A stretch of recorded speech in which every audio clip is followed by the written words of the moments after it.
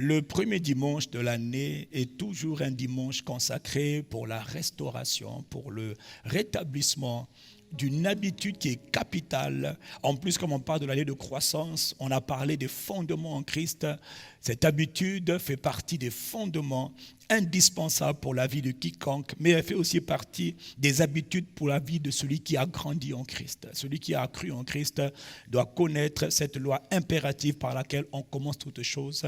C'est la loi de la gratitude, c'est la loi de l'action de grâce.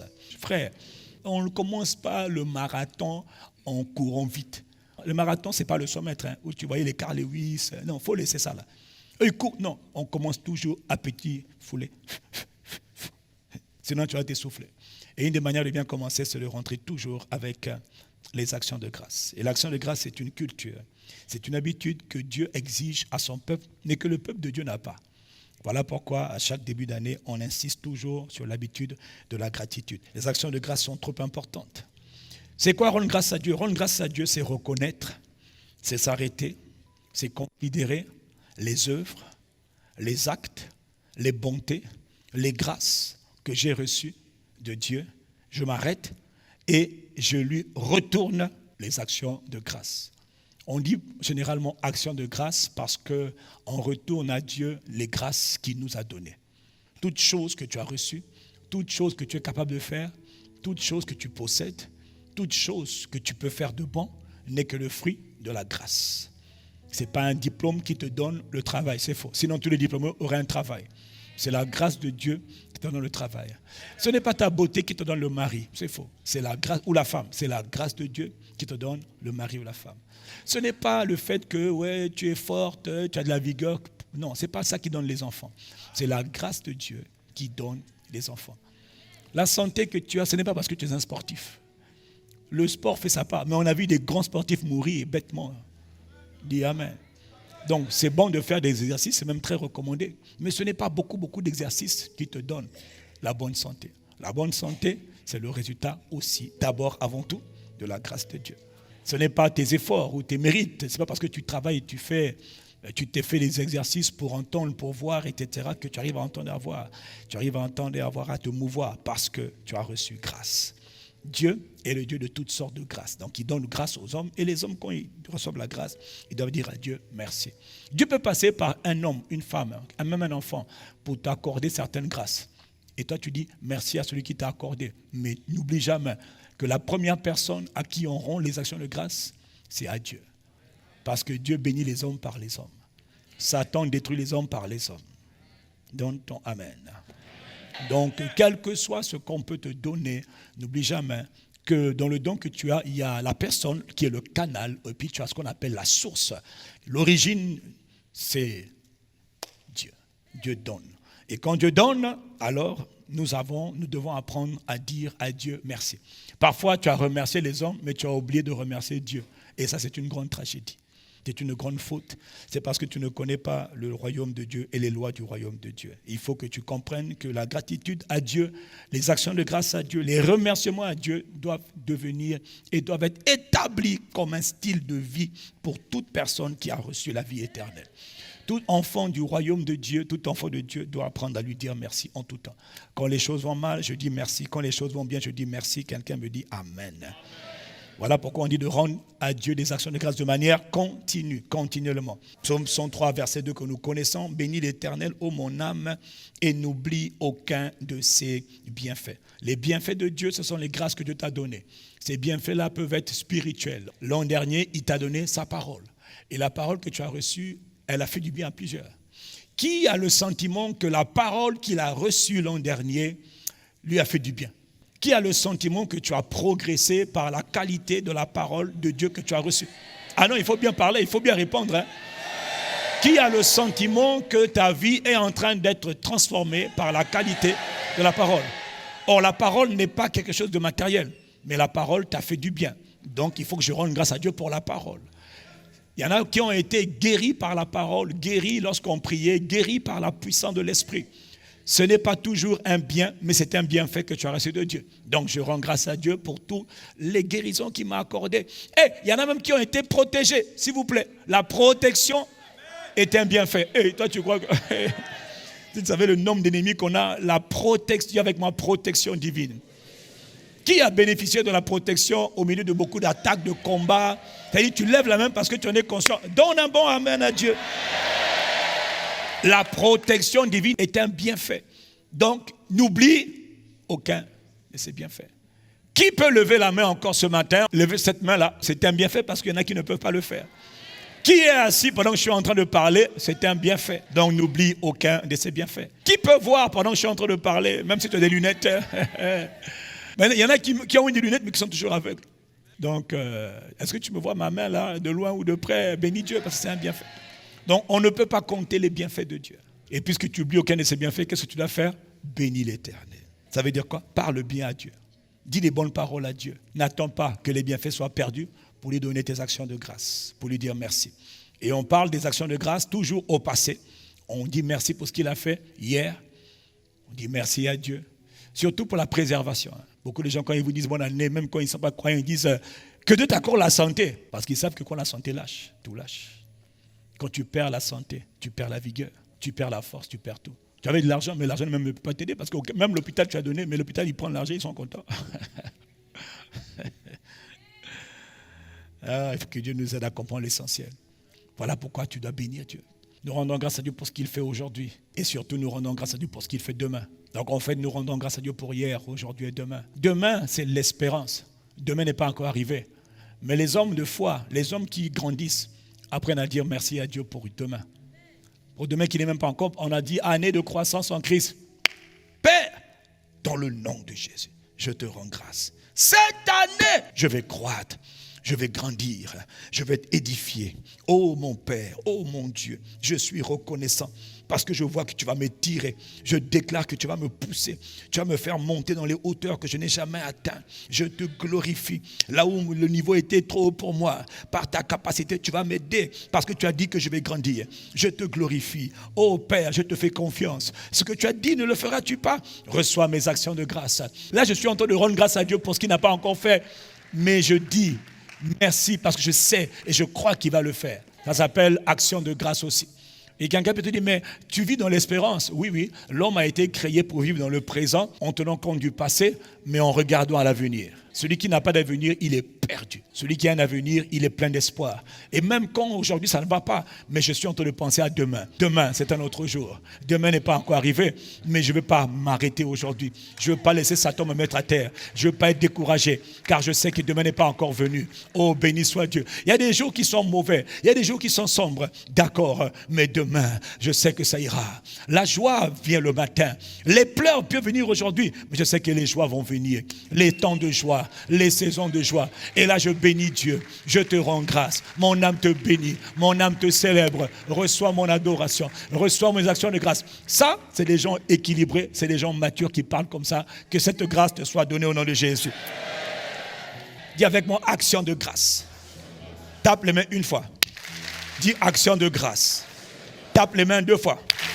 Dis action de grâce. Tape les mains trois fois. Dis action de grâce. Tape les mains encore 4 fois. Action de grâce. Donne un bon amen à Jésus. Voilà. Pourquoi c'est aussi indispensable? Parce que c'est salutaire, frère. L'action de grâce est un grand mystère. Le mystère de la gratitude, le mystère de quelqu'un qui s'arrête pour dire à Dieu merci. Dieu est touché, parce que la plupart des gens ne savent pas le faire. Que Dieu fasse de toi quelqu'un qui sait lui dire merci en tout temps. Continuellement. Quel que soit ce qui arrive ou n'arrive pas, dis-lui merci. Tu as eu un accident de voiture. Mais j'avais déjà prié. Est-ce que tu es mort? Non. Alors Père, merci. Il y a toujours le pire qui peut arriver. Mieux vaut un chien vivant qu'un lion mort. Tant que tu es encore en vie, ça veut dire que tu n'es pas fini. Même quand tu es malade, tu peux guérir. Mais quand tu es mort, et en plus tu vas en enfer, dans le royaume des morts, c'est fini. L'action de grâce, dire merci à Dieu, rendre grâce à Dieu te permet de conserver ce que tu as. Donc j'ai déjà des sujets de gratitude. Et comme tu en as, bénis Dieu. Ne regarde pas toujours comme font les hommes à ce que tu n'as pas. Regarde à ce que tu as et dis-lui merci. L'action de grâce permet de vous épargner bien des malédictions. Malachie 2, verset 2 encore, il dit, si vous ne prenez pas à cœur de donner gloire à mon nom, dit l'Éternel des armées, Jéhovah Sabaoth, j'enverrai parmi vous la malédiction et je maudirai vos bénédictions. Aïe, quand Dieu parle, c'est terrible. Vous ne voulez pas me donner la gloire. Ok, vous êtes maintenant satisfait. Ok, vous avez oublié tout le bienfait que je vous ai accordé. Ok.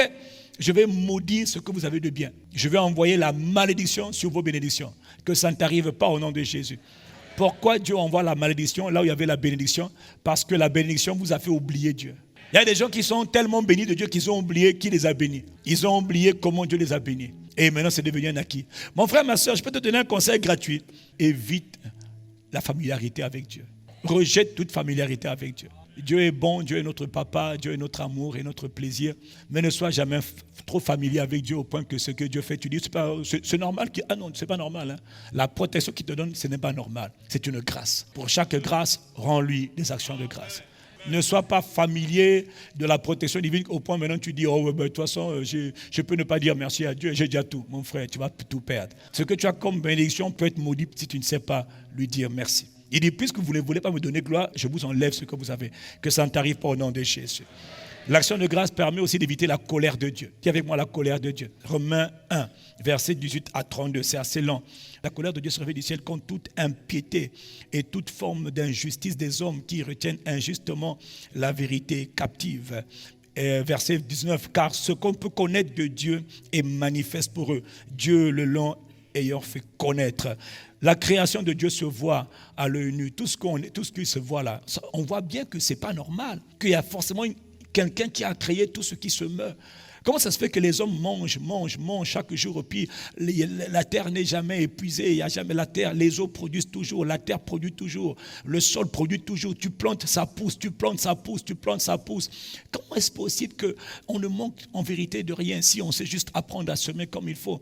Comment ça se fait que tous les jours, chaque jour, le soleil, c'est comme s'il a reçu, pas c'est comme il a reçu des ordres, lève-toi et descend en fin de journée, partout sur la terre. Le soleil doit se lever et il doit atterrir. Et quand le soleil se lève, c'est la lumière qui se lève et les hommes retrouvent leur activité, les hommes retrouvent la joie. Comment ça se fait? Et la lune, comment ça se fait que la terre doit tourner chaque jour autour du soleil? Qui a créé toutes ces choses? C'est pas possible. Comment ça se fait qu'il y a tellement de planètes autour de la terre qui sont proches de la terre mais qui ne se touchent jamais? Comment ça se fait qu'il n'y a pas de collision? Et chaque planète, chaque corps céleste est en train de tourner autour du soleil. Et au bout de 365 jours, il aura fait la révolution complète et on rentrera dans un autre cycle. Mais qu'à l'intérieur de ce cycle, il y a déjà... Comment ça se fait? Qui a créé toutes ces choses? Il y a un Dieu, bon sang. Donc Dieu dit, mais je leur ai fait connaître tout ça là. Donc il y a quand même un Dieu qui a créé toutes ces choses. Et Dieu dit, mais les perfections invisibles de Dieu, sa puissance éternelle, sa divinité se voit à l'œil nu quand on les considère dans ses œuvres. Et donc Dieu dit, ils sont donc inexcusables car ayant connu Dieu. C'est ça qui m'intéresse. C'est-à-dire, je vois les œuvres de Dieu. Je vois ce que Dieu fait. Ils ne l'ont pas glorifié comme Dieu. Et ils ne lui ont point rendu grâce. Ils ne lui ont pas dit merci.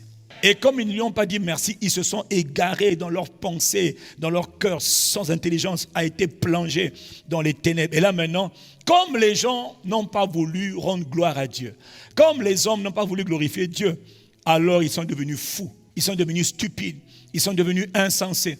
Et là maintenant, les séries de jugements que Dieu annonce là, c'est une catastrophe pour les hommes. Ils ont confondu maintenant les sexes, ils font n'importe quoi, ils prennent un homme, ils couchent avec homme, femme avec âme, homme avec animal, femme avec animal. C'est la folie, c'est la folie qui est rentrée dans le cœur des hommes. Ils sont devenus sans intelligence, leur intelligence a été obscurcie. Et ils font des choses qu'il ne faut pas faire. C'est comme si tout le monde est fou, ouais, folie. Tout cela parce que ils n'ont pas voulu glorifier Dieu. Ils n'ont pas voulu rendre à Dieu les actions de grâce qui lui étaient dues. Mon frère, quand un homme ne veut pas rendre grâce à Dieu, il attire la colère de Dieu. Quand la colère de Dieu vient, c'est le châtiment qui vient. C'est la damnation, la condamnation qui vient. C'est la folie qui rentre parce que tu avais oublié de donner à Dieu les actions de grâce. Tu avais oublié de glorifier Dieu. Que ça ne t'arrive pas au nom de Jésus.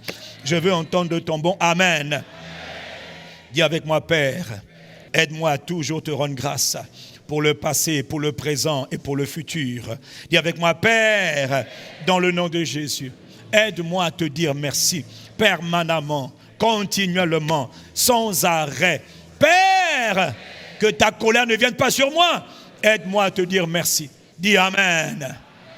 Le fait de rendre grâce à Dieu permet à Dieu de continuer ce qu'il a commencé dans ta vie. Et ça, c'est important, je dis bien important. Dieu est le Dieu de la perfection. Ah oui, oui. Et tout ce que Dieu fait est parfait. Mais donc, quand tu regardes ta vie, tu as l'impression que ce n'est pas parfait. Non, parce qu'il n'a pas fini. Ne critiquez pas une maison tant qu'elle n'est pas terminée. Ne critiquez pas une maison tant qu'elle n'est pas finie. On est en train de la construire. Tu dis, ah, mais j'aime pas. Mais tu n'aimes pas quoi? On n'a même pas encore mis tout. Attends d'abord. On va te taper la déco, tout ça là, tu vas voir les carreaux. Toi, à peine on met le fondement, tu es déjà fâché. C'est pas une belle maison. Oh. Mais depuis quand on juge une maison sur la base des fondements? Depuis quand on juge une maison sur la base des briques? On juge une maison quand elle est terminée. Et la terminaison prend du temps. Donc toi aussi, pour que Dieu te bâtisse, ça prend du temps. Deutéronome 32, on a vu verset 4. Il dit, les œuvres de Dieu sont parfaites. Donc toi, ce que Dieu fait avec toi, il vise la perfection. Voilà pourquoi il permet que tu sois un peu éclaboussé là, que ton orgueil soit brisé parce qu'il cherche la perfection. Il permet que ton cœur dur là soit ramolli, il cherche la perfection. Il tue chez toi la carnalité. C'est-à-dire Dieu n'est pas un Dieu charnel, Dieu est spirituel. Pour te rendre spirituel, parfois tu vas souffrir. Oui, parfois tu vas perdre des amis, apprendre à être seul, tous les gens que tu aimes vont te lâcher. Parce qu'il veut faire de toi quelqu'un qui dépend de Dieu et non pas des hommes. Dans le processus de la perfection de Dieu, il éloigne les mauvaises fréquentations. Et comme je disais encore il y a quelques jours, Dieu c'est le spécialiste des coupures. Si quelqu'un est une occasion de chute pour toi, si ton bras droit, ton œil droit, ton pied gauche, qu'est-ce qu'on fait? Dis Seigneur, aide-moi à couper toute chose qui cause ma chute, qui cause ma perte, qui veut me déconnecter de toi. Seigneur, coupe. Mais quand ça coupe, ça fait mal. Aïe, Seigneur, il m'a lâché, coupe. Elle m'a lâché, coupe. Il t'aime tellement, il y a des gens qui doivent couper. Il y a des gens qui t'aiment, qui doivent quitter ta vie. Ils doivent quitter, coupe. Que 2025 soit pour toi une année de coupure. Parce qu'on ne peut pas grandir sans couper. Pourquoi je parle de couper? On parle de la perfection. Tu as déjà vu un ouvrage qu'on bâtit sans tailler?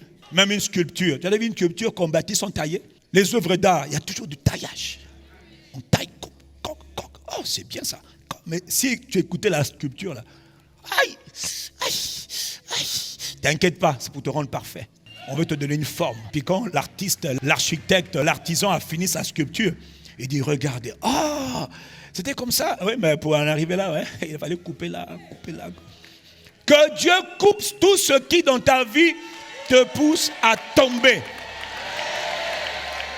Je prophétise et j'appelle au nom de Jésus de Nazareth les coupures en cascade dans ta vie. Ouais. Mauvaise relation. Relation toxique. Les faux amis. Ceux qui te poussent à ne pas prier. Ceux qui ne veulent pas que tu t'attaches à la parole. Ceux qui te poussent à quitter ton église. Ils se couplent. Ah, ouais. Une église où tu es établi, tu as bâti, en entendant la parole, et dit non, ne va pas là-bas, que Dieu coupe aussi. Ce n'est pas ton conjoint qui te rend parfait, c'est Dieu. Ce n'est pas tes enfants qui te rendent parfaite, c'est Dieu. Et toi, enfant, ce n'est pas tes parents qui te rendent parfaite, c'est Dieu. Dieu passe par les parents, il passe aussi par d'autres personnes pour te rendre parfaite. Ses œuvres sont parfaites. Et quand il commence, il doit achever. Et si tu veux qu'il achève, il faut que tu le laisses travailler. Et pour qu'il travaille, tu dois lui dire merci à chaque étape. Ah, Seigneur, merci parce qu'on a mis les fondements. Je te rends grâce pour les fondements. Merci parce qu'on a commencé à monter les murs. Je te rends grâce pour les murs. Je te rends grâce pour les carreaux. Hey, je commence à ressembler à quelque chose. Hein. Je te rends grâce. Même si les carreaux, c'est des carreaux en bois, je te rends grâce. Donc ça ne pique pas. Il y a des carreaux qui dérapent. Donc c'est des carreaux dérapants. Seigneur, même si c'est dérapant, je te rends grâce. Ça va changer un jour. Pour toute avancée dans laquelle Dieu t'établit, dis-lui merci. Et plus tu dis merci, plus Dieu continue. Plus tu continues à dire merci, plus Dieu continue. Et même si tu as trébuché, tu es tombé entre-temps, demande-lui, Seigneur, relève-moi. Seigneur, j'ai glissé, j'ai dérapé, je suis tombé. Tu dis, ce n'est pas un problème. 7 fois le juste tombe, 7 fois l'Éternel le relève. Merci de ce que tu ne m'as pas laissé à terre, mais tu m'as relevé. Je te dis merci. Avance encore. Non, ne te dis surtout pas, oh non, j'ai trop péché, j'ai commis trop de péchés. Non, il n'y a pas trop de péchés. Il y a le sang de Jésus qui a été versé pour tous les péchés. Tu as péché, repens-toi. Ne sois pas faux, repens-toi et continue la marche. Pourquoi? Parce que la chute aussi peut faire partie de la perfection. Et tu vas être un sujet de consolation pour les autres. C'est très important que Dieu achève ce qu'il a commencé. C'est très important que pour toi, 2025 ne ressemble pas à 2024. Non, parce que je vous dis la vérité, avec Dieu, on progresse. Mais parfois, pour progresser, tu auras l'impression que tu as régressé. Mais en vérité, tu n'as pas régressé. Mais tu as eu tellement d'épreuves, de coups bas, de complications que tu te dis, j'ai régressé. Non, tu n'as pas régressé. Parce que tant que tu gardes la foi, tu n'as jamais régressé. Le baromètre qui détermine si tu as avancé ou si tu as reculé, ce n'est pas tellement, est-ce que tu as eu plus d'argent? Est-ce que ton salaire a augmenté? Est-ce que tu as eu des enfants? Le mariage? Non. Le baromètre qu'on regarde pour savoir si tu as avancé, c'est ta foi. Est-ce que tu es encore attaché à Dieu? Est-ce que tu lui fais encore confiance? Est-ce que ton cœur bat encore pour lui? Est-ce que tu as encore soif de Dieu? Malgré tout tout ce que tu as vécu là, Satan t'a envoyé l'enfer, l'eau chaude, les maladies, les infirmités, les trahisons. Tu aimes autant Jésus, tu es encore attaché autant au Père, tu chéris encore autant le Saint-Esprit. Alors ça veut dire que tu as progressé. Je te dis que tu as progressé, tu n'es même pas conscient que tu as progressé. Qui a l'impression, en rentrant dans cette année, que tu aimes plus Dieu qu'autrefois? Ah non, moi je lève mes mains. Qui a l'impression que tu es plus attaché à Dieu qu'autrefois? Qui a l'impression qu'il a grandi? Tu as l'impression que tu n'es plus comme bébé à l'époque, bébé chrétien, ballotté n'importe comment. Tu sens que l'année dernière, là, on dirait que Dieu t'a fait du bien, que tu vois, non, tout n'est pas encore parfait, mais tu sens que, je ne sais pas, mais je me sens différent. Oh, dis Amen, oh. Et ma foi en Dieu a augmenté. C'est-à-dire que j'ai plus confiance en Dieu qu'autre. Hier, je tremblais bêtement. Oh, priez pour moi, priez pour moi. Mais aujourd'hui, quand ça va mal, je n'ai plus peur. Si ta foi est stable, ta foi est debout, tu as progressé. L'enfer n'a pas pu te stopper. Et tu vois, progresser, c'est un bienfait. C'est un bienfait. Les bienfaits sont spirituels. Les bienfaits sont matériels. Paul il dit, je rends grâce à Dieu pour votre foi, qui est renommée dans le monde entier. Waouh! Donc on peut bénir Dieu pour la foi. Frère, c'est ça même la vraie substance de la foi. Quand la foi a augmenté, frère, ton assurance est solide. Il dit, je rends d'abord grâce à mon Dieu par Jésus-Christ au sujet de vous tous, car votre foi est renommée. Il dit, votre foi, je bénis Dieu pour votre foi. Waouh, votre foi a augmenté. C'est un bienfait. Quand ta foi augmente, malgré les tempêtes, je te dis, frère, ma soeur, tu es béni. Quand c'est ton compte en banque qui a augmenté, c'est bien. C'est un bienfait matériel. Mais le bienfait matériel, c'est matériel. Ça peut partir et venir. Mais quand ta vie de prière a augmenté, ça c'est un bienfait qu'on ne doit pas t'enlever. Prenez l'argent dans la banque, mais ne prenez pas ma vie de prière. C'est un bienfait. Quelqu'un me dit Amen. La gratitude permet de multiplier ce que tu as déjà. On a vu que tu conserves ce que tu as, c'est vrai. Mais quand tu rends grâce, alors que tu rends grâce pour ce que tu as, voilà, il se produit un autre mystère. Ce que tu as, pour lequel tu rends grâce, aura tendance à se multiplier. Si tu le fais de tout ton cœur, et tu le fais consciemment, et tu le fais régulièrement, tu vas voir que le peu que tu as là va finir par devenir beaucoup. Donc ça ne reste pas peu. Je te rends grâce pour le peu que j'ai. Je te remercie pour ce que j'ai, ce que tu m'as donné. Mais alors que tu es en train de rendre grâce pour ce que tu as va finir par se multiplier. Ce que tu as va finir par être amplifié. C'est un mystère puissant que Satan ne veut pas que tu connaisses. Un jour, Jésus était avec les disciples et le peuple. Il y avait 5000 hommes. 5000 hommes dans Jean 6, verset 9. Jésus dit, on va nourrir le peuple. Ça fait 3 jours qu'ils sont là, ils n'ont pas mangé. Et puis il dit, qu'avez-vous? Et les gars, ils ont répondu, non, il y a quelqu'un ici, on n'a que 5 pains. Ils disent bien, on n'a que 5 pains et 2 poissons. Ah, mais qu'est-ce qu'on peut faire avec 5 pains et 2 poissons pour tant de monde? Ah, c'est jamais suffisant. Ah, il n'y a pas assez d'argent. Ah, on ne paye pas les salaires. Ah, les mois sont difficiles. Ah, c'est compliqué. Ah, on va mourir. Ah, bon, les bébés, le pays est foutu. Ah, aïe, aïe. Tout le monde, sauf qui peut. Fouillez, fouillez. Prenez les bateaux, prenez les avions, fouillez. Fouillez. Jésus a dit, faites-les asseoir. Il a dit, mettez d'abord un peu d'ordre. Maintenant, après, Jésus a levé les mains. Il a dit, Père, je te rends grâce de ce qu'il y a. C'est ça que tu vas utiliser pour multiplier. Dès qu'il a rendu grâce, il dit, distribuez. Mais on distribue quoi? Il dit, distribuez. Allez, Jésus, c'est comme ça. Mais on distribue quoi? Le peu que vous avez, distribuez. 5 pains et 2 poissons sont devenus des milliers de pains et des milliers de poissons. Il restait plus de 12 paniers. Tout le monde a mangé. Comment on peut en arriver à ce niveau-là? Comment on peut passer du rien ou du peu à l'abondance? Comment est-ce possible? Jésus fait des miracles. Alors que tu cultives l'habitude de la gratitude à Dieu, que tout ce que tu as dans tes mains se multiplie.